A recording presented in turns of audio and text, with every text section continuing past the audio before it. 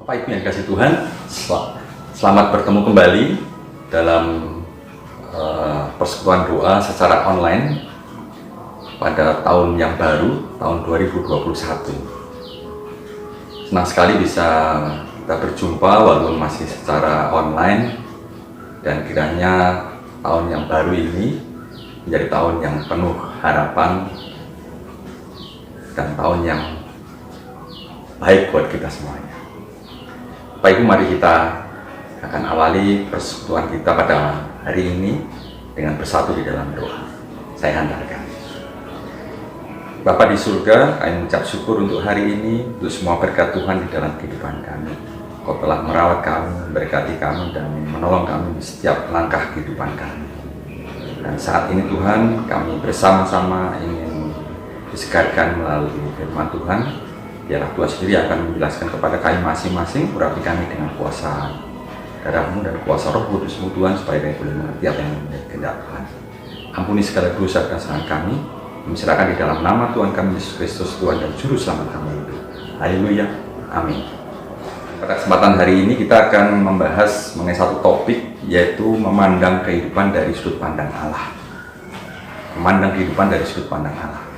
Ini adalah satu topik yang saya ambil dari buku Purpose Driven Life, karangan dari Rick Warren.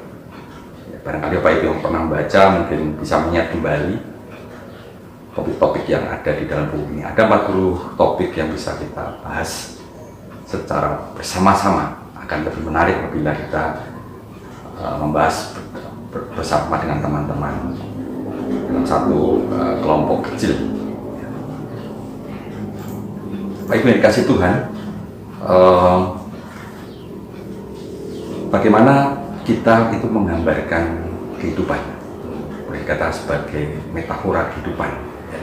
Jadi gambaran kita tentang bagaimana kehidupan berjalan dan apa yang kita harapkan dari kehidupan yang saat ini kita nikmati.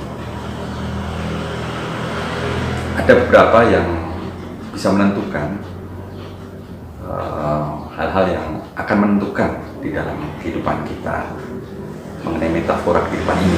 Yang pertama adalah harapan-harapan kita, kemudian hubungan-hubungan kita, kemudian nilai-nilai yang kita yakini, kemudian sasaran-sasaran hidup, dan yang berikutnya adalah prioritas-prioritas di dalam kehidupan kita. Ini akan sangat berpengaruh bagaimana kita memandang kehidupan itu. Nah, apa yang saya pikirkan ya dan angankan terhadap kehidupan yang boleh saya nikmati saat ini.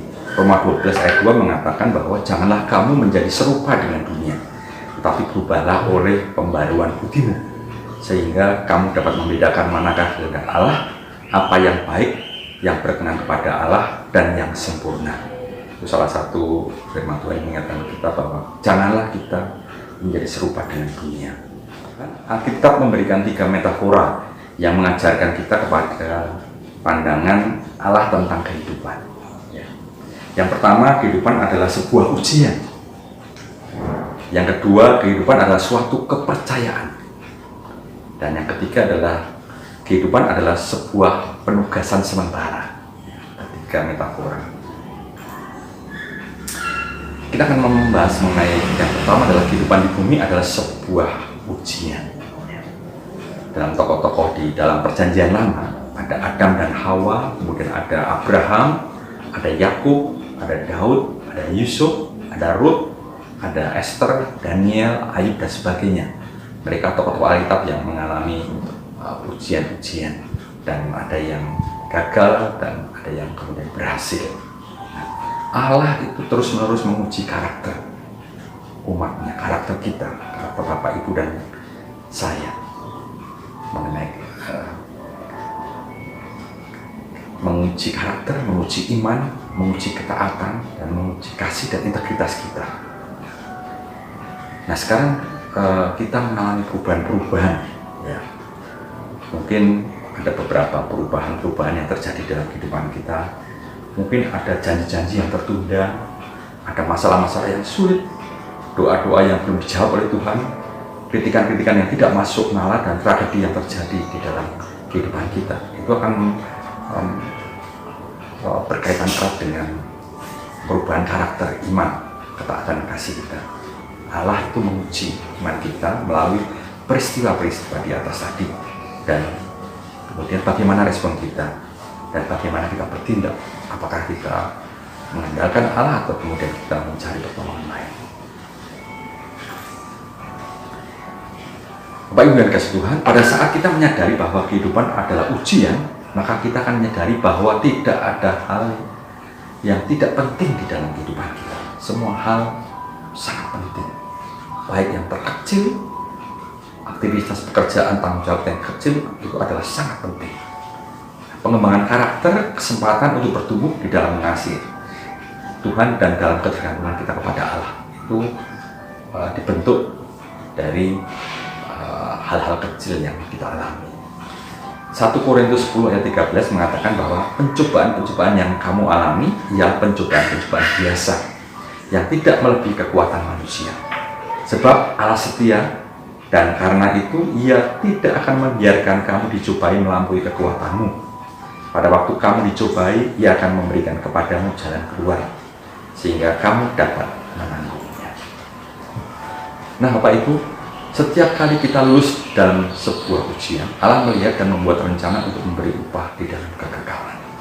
Nah, ini kita lihat di dalam firman Tuhan di Yakobus 1 ayat 12. Berbahagialah orang yang bertahan di dalam pencobaan, sebab apabila ia sudah tahan uji, ia akan menerima mahkota kehidupan yang dijanjikan Allah kepada barang siapa yang mengasihi Dia. Yang kedua, kita akan belajar mengenai kehidupan di bumi adalah sebuah kepercayaan. Jadi Pak Ibu kalau bisa mengingat kembali melihat gambar di layar bahwa kita diberikan waktu dan kesempatan, diberikan tenaga dan kekuatan, diberikan kepandian dan pikiran, dan diberikan juga kesehatan dan juga kekayaan, pekerjaan dan sebagainya. Itu adalah semua adalah anugerah Tuhan. Semua pemberian itu adalah dari Allah yang telah Dia percayakan kepada kita untuk dipelihara dan dikelola. Untuk dipelihara dan dikelola. Tentunya di situ. Mazmur 24 ayat 1, Mazmur Daud mengatakan, Tuhanlah yang mempunyai bumi serta segala isinya, dan dunia serta yang diam di dalamnya. Nah, Bapak Ibu yang kasih Tuhan, ketika Allah menciptakan Adam dan Hawa, pekerjaan pertama yang Allah berikan kepada manusia adalah mengelola dan memelihara atas semua ciptaan Allah, barang milik Allah di bumi. Dalam Kejadian 1 ayat 28, Allah memberkati mereka, lalu Allah berfirman kepada mereka, beranak cuculah dan bertambah banyak, penuhilah bumi dan taklukkanlah itu, berkuasalah atas ikan-ikan di laut dan burung-burung di darat, dan atas segala binatang yang merayap di bumi. Nah, Bapak Ibu, peran pengelola dan pemelihara itu masih tetap dan tidak pernah dibatalkan oleh Allah terhadap kita manusia. Itu adalah merupakan salah satu tujuan hidup kita itu sebagai pengelola dan pemelihara. Segala sesuatu yang kita nikmati sekarang harus diperlakukan seperti kepercayaan. Kepercayaan diberikan Allah dalam kehidupan kita. Nah, kita akan mengingat kembali akan perumpamaan tentang talenta. Ada yang diberikan 5 talenta, kemudian 2 talenta, dan 1 talenta. Dan Bapak Ibu sudah tahu bahwa yang 5 memberikan 5 jadi 10, yang 2 memberikan 2 jadi 4, yang mendapatkan 1 dia tidak mengusahakan, dia tidak memelihara dan mengelola barang tuanya itu. Apa yang dikatakan Alkitab terkait dengan talenta ini? Matius 25 ayat 21 mengatakan, maka tuannya itu kepadanya, baik sekali perbuatan, hai hambaku yang baik dan yang setia.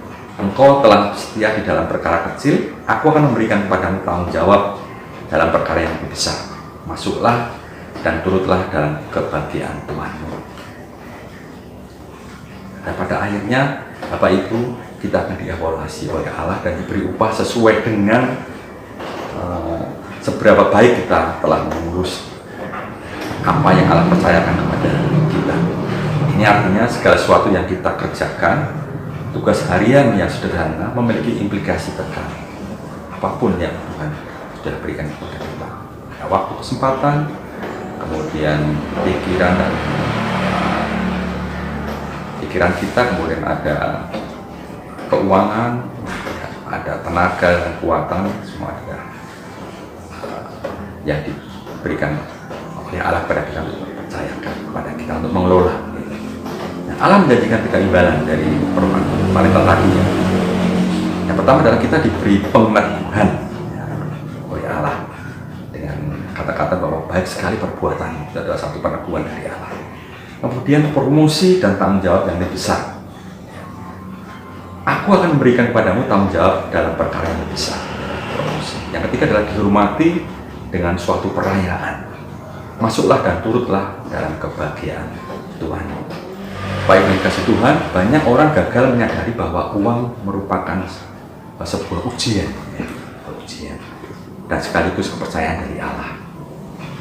Allah ingin melihat bagaimana kita menggunakan uang untuk menguji bagaimana kita layak dipercayai. Di dalam Lukas 16 ayat 11 dari bahasa Indonesia sendiri. Jadi kalau mengenai kekayaan dunia ini kalian sudah tidak dapat dipercayai, siapa mau mempercayakan kepada kekayaan rohani? Di terjemahan lain di firman Allah yang hidup, kalau kalian tidak dapat dipercayai dalam soal harta duniawi, siapa yang akan mempercayakan kepada kalian harta yang sejati dari surga? Inilah kebenaran yang sangat penting yang boleh kita ingat. Ya, ini mungkin memang tidak kita sadari, tapi Tuhan mengatakan bahwa ada hubungan langsung antara bagaimana kita menggunakan uang kita dengan kualitas rohani. Bapak Ibu yang dikasihi Tuhan, kita kembali belajar poin yang ketiga, yaitu kehidupan adalah suatu penugasan sementara.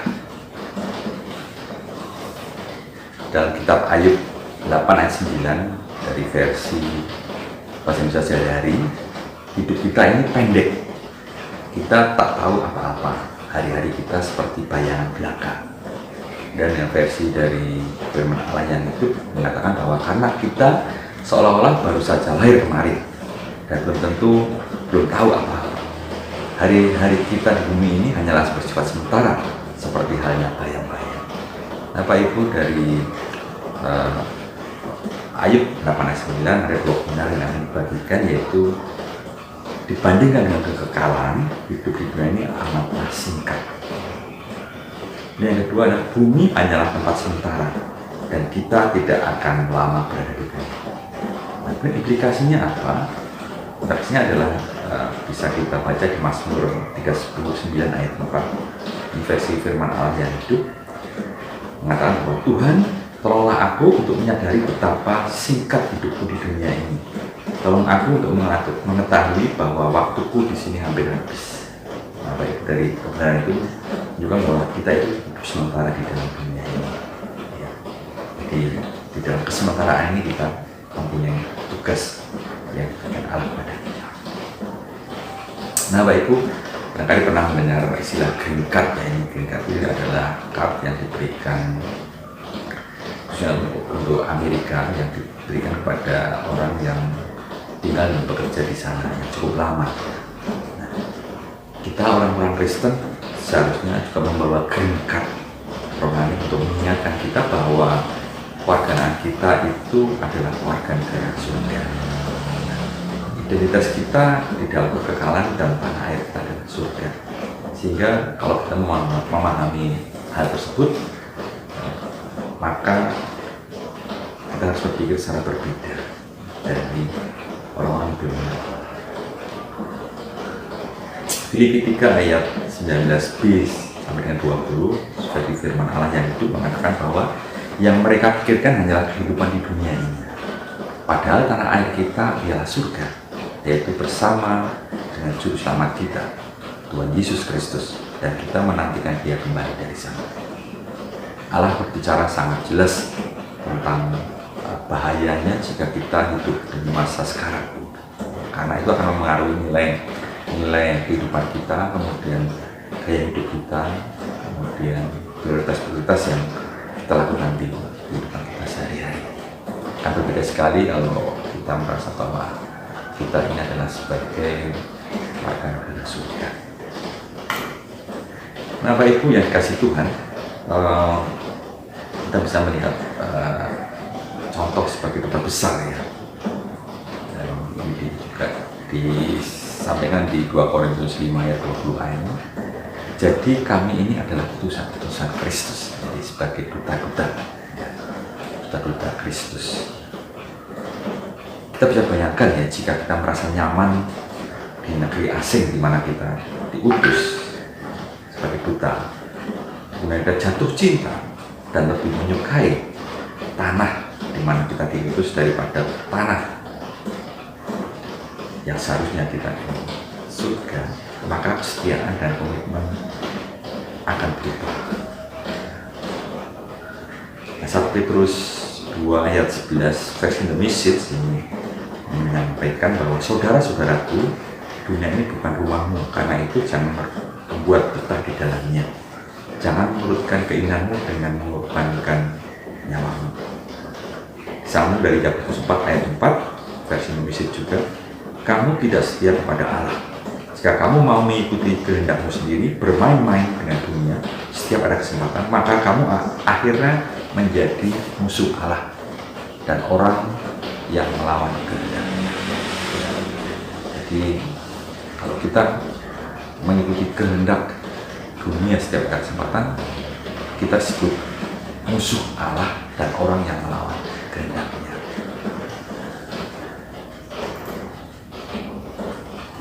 Nah, Bapak Ibu yang dikasih Tuhan, kita bisa melihat pahlawan-pahlawan iman yang dia benar-benar menjadi duta Allah, mengerjakan pekerjaan yang sementara, penugasan yang sementara dengan sungguh luar biasa. Kita tidak bisa membayangkan bagaimana Rasul Paulus yang dipenjara, kemudian nanti disalib juga dengan terbalik. Kita juga melihat jutaan orang-orang mati yang mati sebagai martir pada gereja awal. Kita bisa juga melihat Stefanus yang dirajam dan banyak tokoh lainnya yang menjadi tokoh iman kita. Mereka melakukan dengan sungguh baik penugasan sementara yang diberikan Tuhan kepada mereka, kepada pahlawan-pahlawan iman kita. Bagi Allah, pahlawan-pahlawan iman yang paling besar bukanlah orang-orang yang mencapai kemakmuran, keberhasilan dan kuasa di dalam hidup ini, namun orang-orang yang memperlakukan kehidupan ini sebagai suatu penugasan sementara dan melayani dengan setia sambil mengharapkan upah yang dijanjikan di dalam kekekalan. Marilah kita sejenak merenungkan pertanyaan-pertanyaan seperti yang ada di slide ini, yaitu apa yang sedang kita pikirkan pada saat ini terkait dengan cara memandang kehidupan dari sudut pandang Allah. Kemudian yang kedua, mengapa sementara ini kita menyia-nyiakan waktu, tenaga, pikiran, dan perhatian pada apa-apa yang tidak kekal? Barangkali itu pertanyaan saya, pertanyaan kita di dalam melangkah di tahun yang baru tahun 2021, memandang kehidupan dari sudut pandang Allah. Memang kelihatannya ideal sekali, tapi kebenaran firman Tuhan itu mengingatkan kita sesuatu yang kebenaran yang boleh kita pelajari, yaitu memandang kehidupan dari sudut pandang Allah. Kita belajar untuk memahami bahwa kehidupan yang Tuhan berikan pada kita sampai saat ini adalah suatu ujian yang harus kita jalani di dalam peningkatan, di dalam pertumbuhan karakter iman, kasih kita, dan integritas kita kepada Allah. Kemudian yang kedua adalah kehidupan yang Tuhan berikan adalah sebuah kepercayaan. Kepercayaan yang Tuhan berikan harus kita kelola, kita pelihara sehingga bisa berlipat ganda. Dan yang terakhir, kehidupan adalah sebuah penugasan sementara. Kita adalah utusan-utusan Kristus. Bapak Ibu, dengan firman Tuhan yang bisa kita pelajari pada malam hari ini, biarlah ini menjadi kekuatan dan berkat Tuhan buat kita semuanya. Amin.